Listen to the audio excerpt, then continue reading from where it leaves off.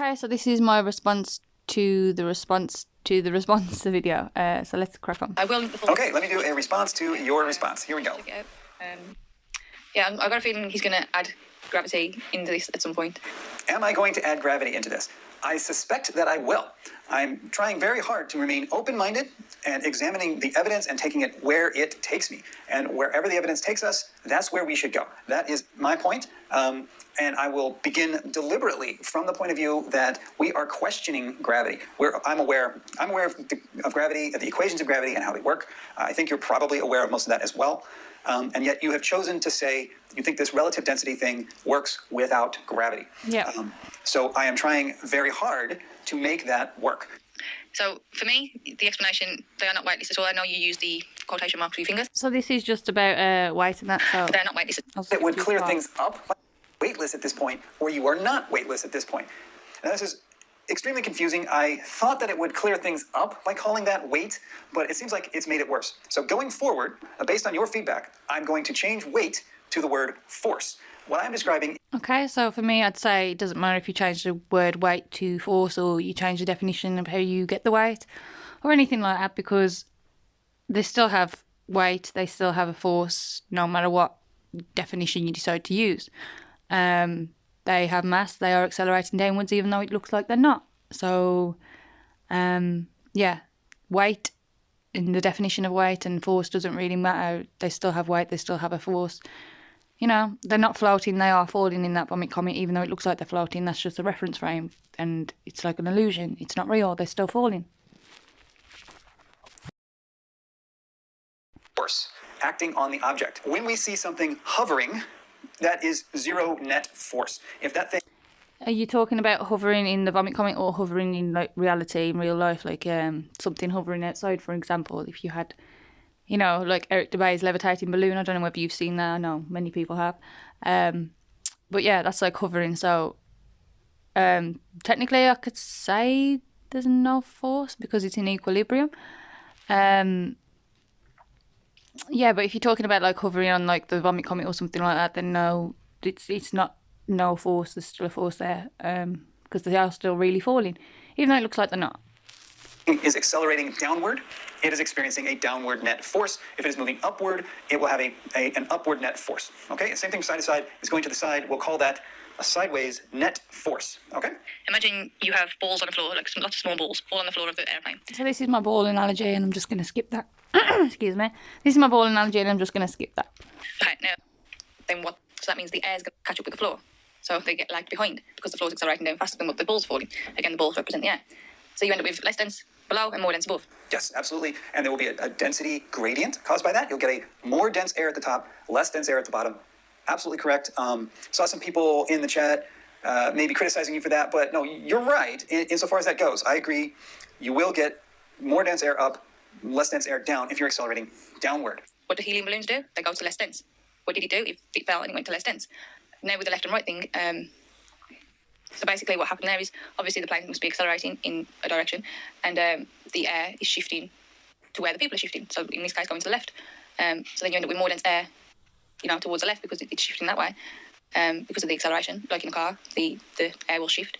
So you end up with more dense one side and less dense the other side. So then the balloon ends up going for less dense because it's less dense.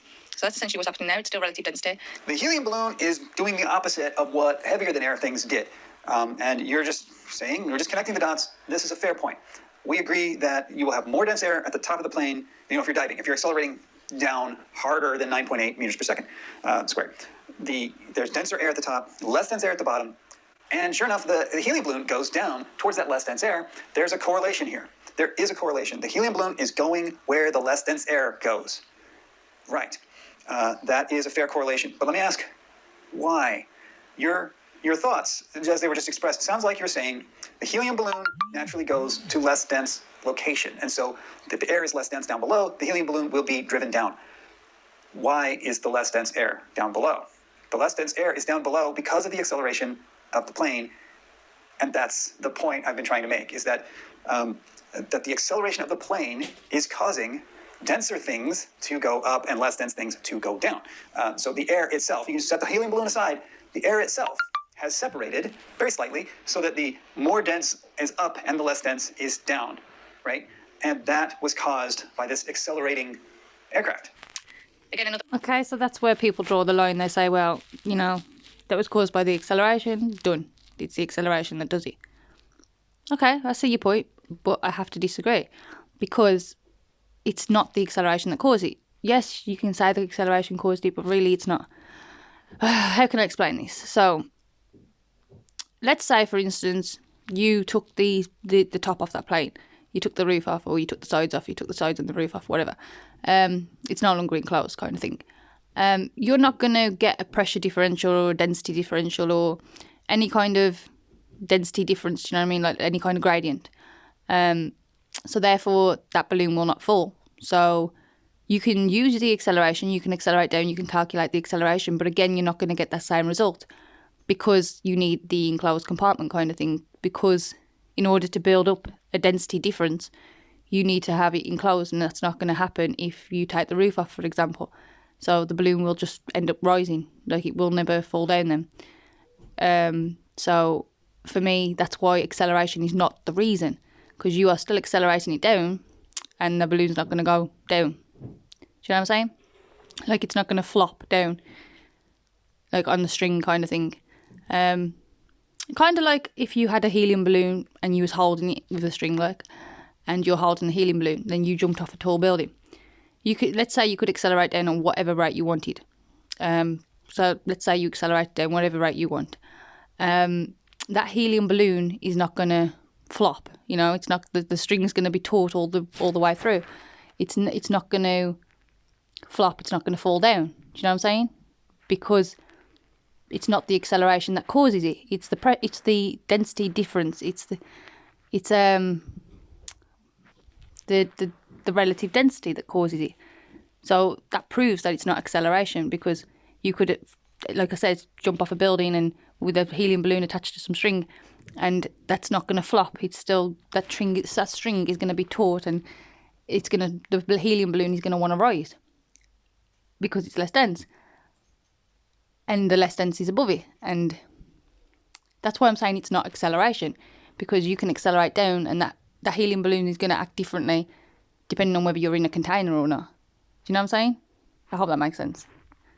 way that we can prove this, if somebody had something like tungsten hexafluoride or sulfur hexafluoride, some kind of dense gas maybe that can go down in there, because more dense down, less dense up, but even though gas still eventually goes in all directions and that. Obviously, the helium balloon in a container, and we pour the one side of the balloon in this container and pour it to the one side of the balloon, side of it. Wonderful plan. I love it.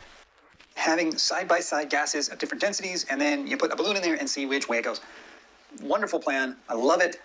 I just cannot think of a way to make this work.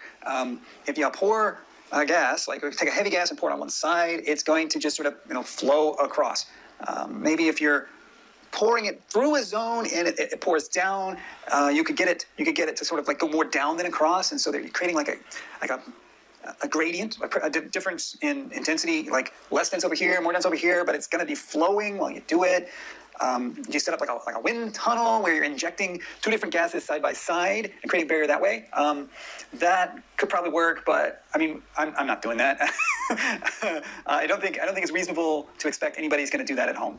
So if you can come up with Yeah, I don't expect anybody to do that. Obviously, it's kind of hard to get your hands on what's needed, and to come up with a way of doing it. But there is a way of doing it, and that is the vomit comet on the car. It's the acceleration. The acceleration moves the density for you so that you can have more dense one side and less dense another side. Instead of having to pour it yourself, and instead of having to do it yourself, you can get the acceleration to create that gradient in a different way, kind of thing. Move the density, shift the density around. So then technically you don't have to do it. The acceleration does it for you. And that's exactly what I'm saying. It's not the acceleration that's causing the thing to move. The acceleration is causing the density differential, and that density differential is causing objects to move, if that makes sense. So it's not the acceleration, that's what I'm saying. The acceleration is kind of a way of doing this test without actually having to do this test, because it's already doing it for you. It's putting more dense to one side and less dense to another side. So that's why I'm saying it's not acceleration. It is relative density, and yeah, basically the acceleration just does this experiment for you, but the acceleration is not the cause of the movement of the objects. The density differential is. Way to actually test that and show that it works. Maybe just pouring in the gas, you'll have a difference in density for a brief moment. Is that enough? And then as the gas flows across, is that going to tell us something? Yeah, I cannot think of a way to I just cannot think of a way to make this work. It's a good idea though. It would really tell us something. And that's essentially, it's not caused by the acceleration. It's the density. The density's changed areas, and it's changed density in different areas. So then obviously the helium balloon reacts to where the less density is and where the more density is.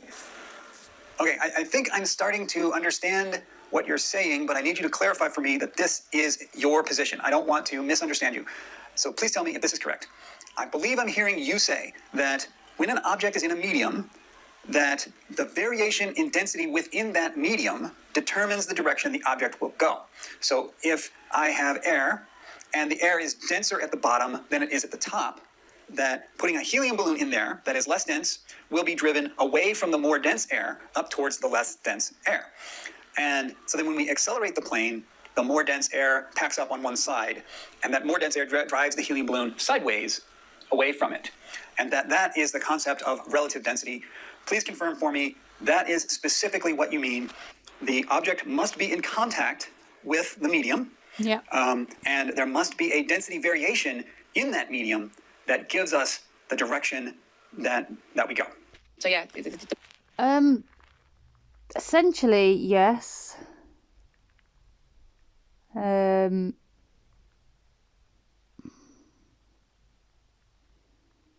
Yeah.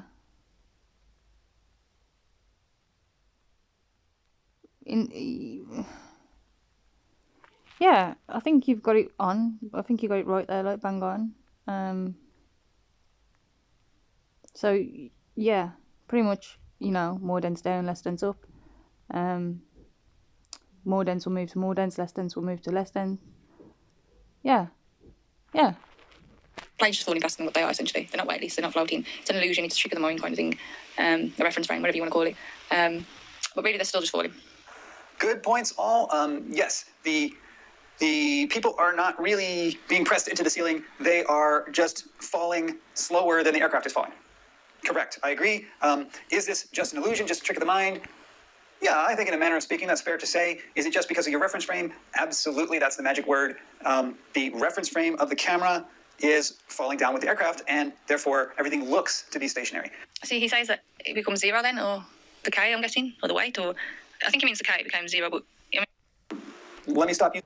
Kind enough so that they touch the ceiling, and then you can measure their weight. They still have weight, they're not weightless, do you know what I mean? Right, exactly.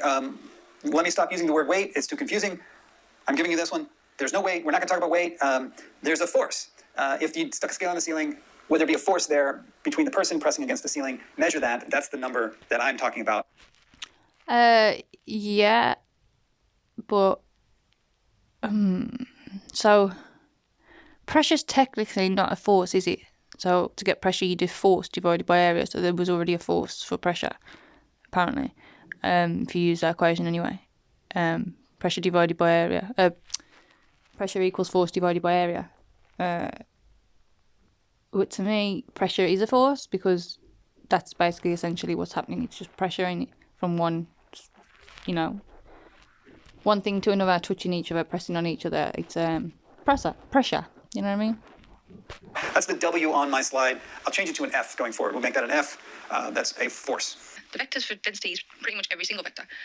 It just depends where the density is, and because normally the density all around you is the same, I know it's less dense above the object. I'm going to want to disagree with you on that, but maybe we can reword it into something that works. Density is not a vector. Density is mass divided by volume. Mass is not a vector. Volume is not a vector. Therefore, density is...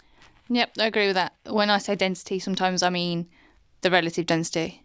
Basically, the relative density is every direction depending on how you look at it. Depending on you as the human, like. So yeah. Yeah, density. When I say density, I'm already taking into account the medium most of the time. That's my fault. That's my bad. I'm not being as specific as I should be. When I say like more dense down, less dense up, obviously I'm not just talking about the density of the object. Obviously, I mean compared to the medium. But sometimes I don't say that. I just say less dense up and more dense down because I'm already factoring them in the medium in that. Do you know what I'm saying? Like if I'm meaning when I say more dense down, less dense up, I'm meaning compared to the medium. So that's essentially what I'm saying. Like, so yeah, that's my bad. But when I say density, a lot of the time, I do mean the relative density.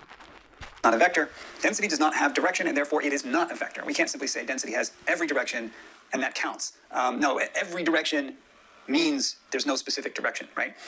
So that's not going to work. But you could say that the density differential has a direction. You can do that. Math words here. A density gradient.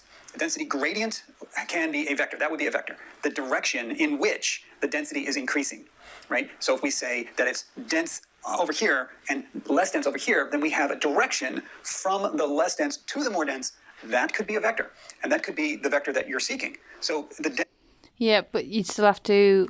So from what I've got from what you just said, you're saying that basically the less dense to the more dense, or the more dense to the less dense, the gradient is the direction kind of thing, or the culprit, the reason for the direction. Yes and no, because again, you have to have the density of the object in order to know which way it's going to go. So yeah. But yeah, density differential. The relative density determines the direction between the object and the medium. And the gradient also determines that direction sometimes. Well, all the time, but even if there wasn't a gradient, you would still have that direction. But with a gradient, you have a direction as well. But yeah. Density itself is not the vector, but the difference between two pockets of density can create a vector. We call that the gradient. He does, however, come up with a good experiment. I mean, obviously, he mentions the balloons in the car, but as I've said, this is essentially the same thing. It's nothing really to do with acceleration. It's just where the density of the medium is. He comes up with an experiment that people can do to measure the angles based on acceleration. The point about the experiment that was important, but you seem to have maybe missed, is that the angle of the balloon and the angle of the acceleration is exactly the same. Now, is that just a coincidence? If this is not about the acceleration, then why do they match? Actually, while we're on... Good point. Fair point. What about if we change the medium that you... So let's say you did the same acceleration, the same experiments, but you changed the medium. Would that change the angle by any chance of, you know, where that helium balloon or anything else is going to go? Basically, can you use the same acceleration that you used but change the medium and still know that angle based off acceleration? I'm not sure you could, but we'd have to experiment with that, I guess, to know for sure. Or at least I would, because I'm not 100% sure on that. But for me, I don't think you will always be able to use the acceleration to determine what angle it's going to be at. I think that depends on like the medium and other things.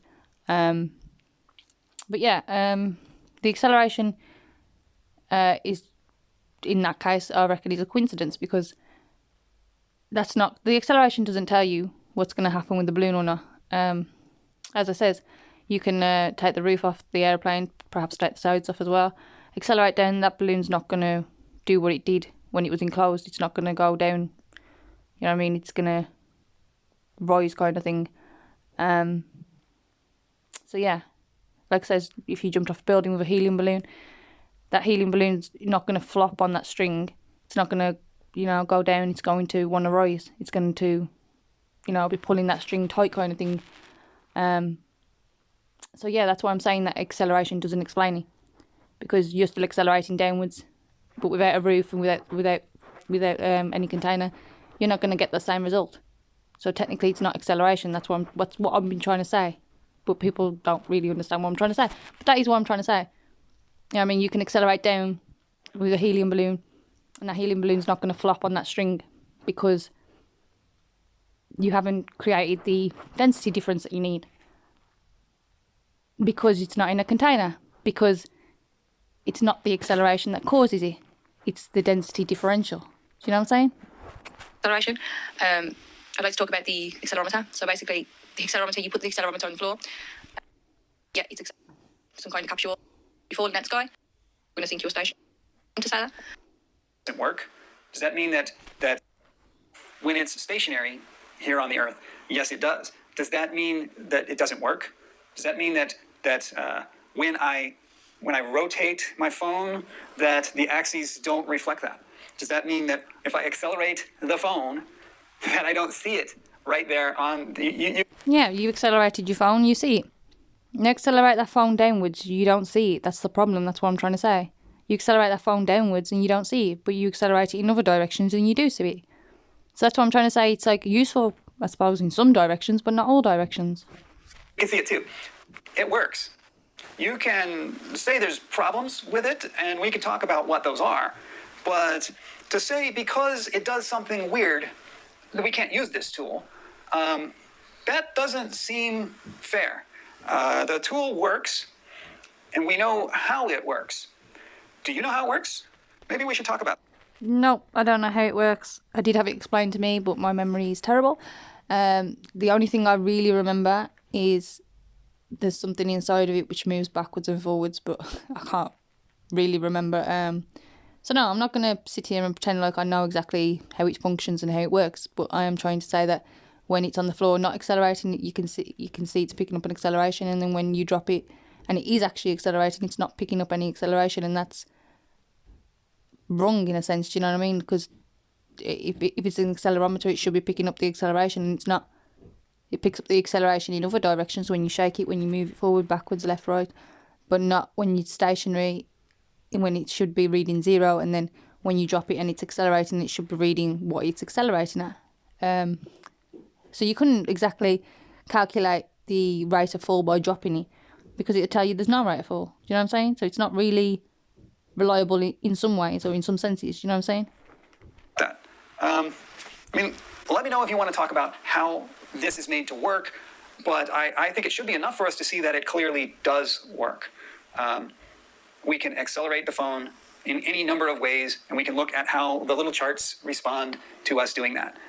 And we can measure the acceleration and then measure the rate and see, hey, look, they match. The phone works.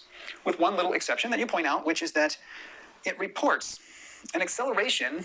Like right now, it's telling me that someone is accelerating this phone upwards at 1G.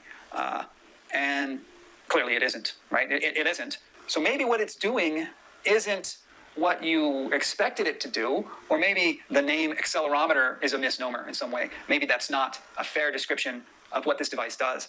But the device clearly works. All the theory in the world about relative density or bent space-time is worth nothing if it doesn't match reality. The accelerometer is reality that you can hold in your hand.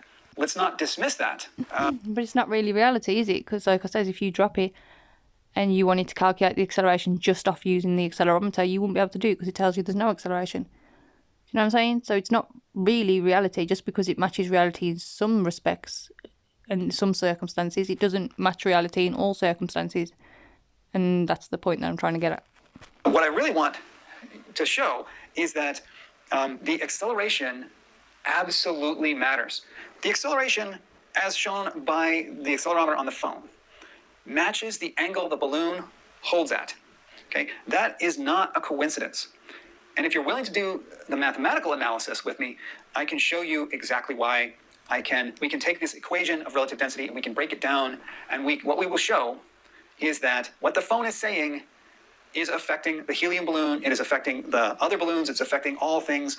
The reason this falls is the same reason you get 1G on the phone. Okay, so I'd be willing to do the maths with you, but I'd also like to do the maths based on other experiments, not enclosed experiments.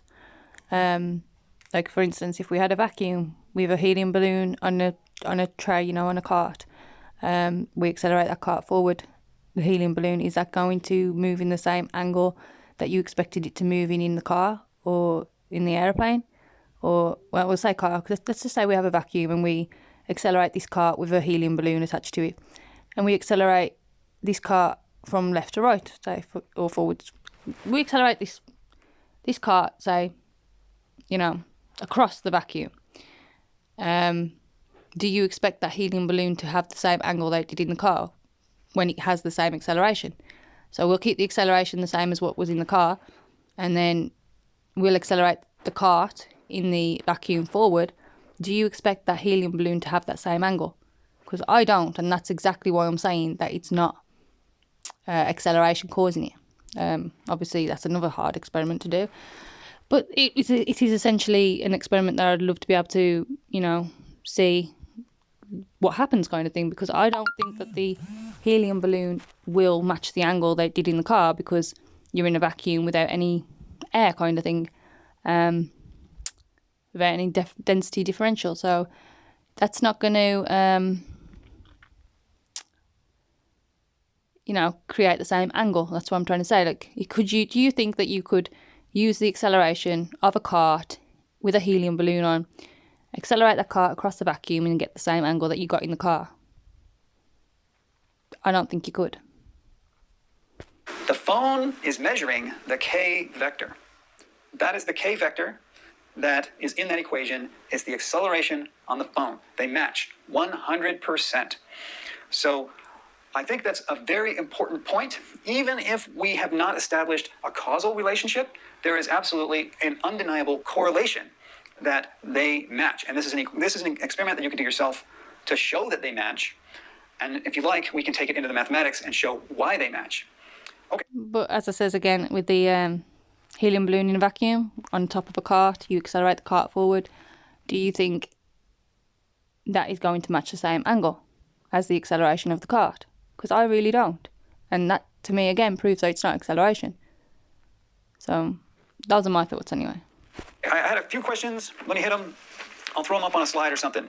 Okay, questions specifically for you to answer. 1, what is down? Why down? Why do denser things, when you're not accelerating, dense things go down, light things go up in whatever medium of comparison? Why that way? Your answer so far seems to have been because that's where the denser things are. Why? Why do they do this? And remember my equation, why does the amount... So what is down? Yeah, is that what you said? Whatever. Why do denser things... What makes objects... Okay, questions specifically for you to answer. 1, what is... What makes down the direction that it is? Down is not a direction, so that sounds weird. But yeah, down's not actually a real direction. It's not a set in stone direction. Down is where more dense is. Down is more dense. Does that make sense? Down is more dense. Down is relative to the human. So down is more where more dense is, but down is also relative to the human. So let's say it depends what you mean by down. Again, I suppose this is different definitions of the word down. So obviously we'd say more dense down, so that means down towards the surface of the earth in the gradient that we live in. But if you was to hang from a tree like a bat and you watched a tennis ball, be dropped in the air, and you're hanging upside down from a tree like a bat, you're going to say that that tennis ball fell up relative to you. So what's down for somebody else is up for you hanging from a tree kind of thing. So it's relative to the human. So why are more dense down, less dense up? Okay, down is where more dense is. Up is where less dense is. Yeah, that's pretty much it. More dense is down. Not down necessarily towards the earth. I mean, in this gradient we live in, yes it is. But in other gradients, no. Down is where more dense is, and up is where less dense is. Down. Why down? Why do denser things, when you're not accelerating, dense things go down, light things go up in whatever medium of comparison? So dense goes down. They're like seeking their own equilibrium, if you want. So more dense down, less dense up. So more dense equals more dense. Down is more dense, up is less dense. Does that make sense? Why that way? Your answer so far seems to have been because that's where the denser things are. Why? Why do they do this? And remember my equation, why does the amount of force that rock pulls down with match that formula? It has nothing to do with the difference between the density above it and the density below it. It has to do with the difference between the density of the rock and the density of the water that surrounds the rock, right? Yeah. Not the difference between the water below and the water above. The difference between the rock and the water predicts that motion, and the amount of force is predicted as well. Okay, so why is that? Next. Okay, so that's because more dense is down, down is more dense. Like I says, up is less dense, less is dense is up. So, sorry, I forgot the question. And the density of the water that surrounds the rock, right? Not the difference between the water below and the water above. The difference between the rock and the water predicts that motion, and the amount of force is predicted as well. Yeah, so more dense down, less dense up again. So, yeah, like you can't have less dense on top of more dense. And I mean, you can't have more dense on top of less dense. And I know you'll cite the, car or the aeroplane as to say that you can. But that's just relative to you as the human. So, how can I put this? Let's say when in the Vomit comic, when the helium balloon went to the left-hand side, for instance, relative to you and your reference frame, it went to the left, but it didn't. It went to the least dense, because if you rotated the reference frame of the Vomit comic, for instance, and you was standing inside the Vomit comic but on the side of it, if that makes sense, that your up is now going to be the other side of the plane. This will be so much better with a diagram. If you want me to draw a diagram and try and explain this any better, I can do that for you. But I'll just try and explain it with my words now, although I'm not the best at explaining. So basically, if you rotate that reference frame now, and your up is now the side of the plane kind of thing, or the front or the back of the plane, however you want to look at it, that's now up. So you've changed it so that more dense, how can I explain this? Let me try again. So you've got the plane, yeah? You watch the helium balloon, say, go to, the left, for instance. That means that the more dense air was to the right. So if you just rotated that reference frame, for instance, now, so you rotated it like 90 degrees. Now, the less dense is up and the more dense is down. So if you could get into that plane and stand on its side so that your up is now the other side of the plane, it's going to be more dense down, less dense up still. So yeah, it still just depends on the density of the object and the density of the medium. And then it will move up or down. But up or down is more dense and less dense. Kind of hard to explain, but I hope you understand what I'm saying. Okay, so why is that? Next question. Your sideways gases experiment is intriguing. That's really interesting. Can you do that? Can you do that experiment, and can you do it with different... It's been done. So the acceleration is basically what done that. It's took the densities into different layerings kind of thing. It's changed the orientation of the densities. The acceleration of the plane and the acceleration of the car did this experiment for us. Instead of us building more dense on one side and less dense on another side, that the plane, the acceleration has actually done that for us. But it wouldn't happen if it wasn't enclosed. And that's why I'm saying it's not really the it's not really the acceleration that's causing it, it's the density differential. Gases and different things at different weights. Because if you inject the gas moving sideways, you can do it that way, release the gas and the gas comes flowing in, there'll be a density difference at the boundary, but there's also a flow that will push things along with it. So, maybe throw some sulfur hexafluoride at a helium balloon and then throw some helium at a sulfur hexafluoride balloon and see if the helium doesn't just blow the thing across in the same way. Yeah, I get your point. Not sure. It would be great to experiment with this, but as I says, if we could build the density up on one side and the density up on the other side, which we can do with accelerating in an enclosed system. And we can do that by doing the acceleration in an enclosed system, and we can change the density layering, and that shows you that it changed where the balloon went kind of thing. So that kind of proves it. That's what I'm saying. It's not really the acceleration that caused it, because if you took away the container or you took away parts of the container, you would not get that same effect, because it's not the acceleration that's causing it. It's the density differential. Without the density differential, you don't get the same result. Do you know what I'm saying? So that's why for me, it's not really the acceleration. or maybe drop the gas downward. I don't know. This does not sound like an easy experiment. I'll keep trying to think about it and see if I can think of anything else. For my part, I've been using the acceleration technique. The acceleration technique works, and I would say we know why it works. And that's a good follow-up question. Are you willing to look at the math for this? Yes, I'm willing to look at the maths for this. Yes, I'm willing to look at the acceleration for this and determine whether the acceleration is the cause based on the maths.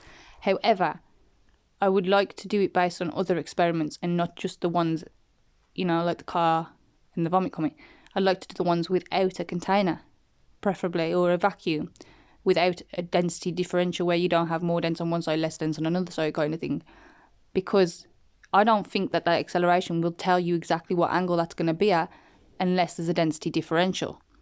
Because the accelerator, and unless there's an enclosed system, because you cannot, well, to me, you cannot correlate the acceleration to it, because, like I said, with the vacuum, if you had a vacuum and you had a cart in it, you put a balloon in it, and you accelerate that, I don't think that balloon is going to go at the same angle that it did in the car. Do you know what I'm saying? I don't even think it will go in the same direction that it did in the car. And that's like as you're accelerating the cart. And that's what I'm saying. I don't think the acceleration is the answer. I would say F equals ma, right? F equals ma. If we agree on that, and I think that we do, we should be able to say if I'm with the accelerometer measuring accelerations, I've got A. If I've got density and volume, I've got mass. So I should be able to crank out the force from F equals ma.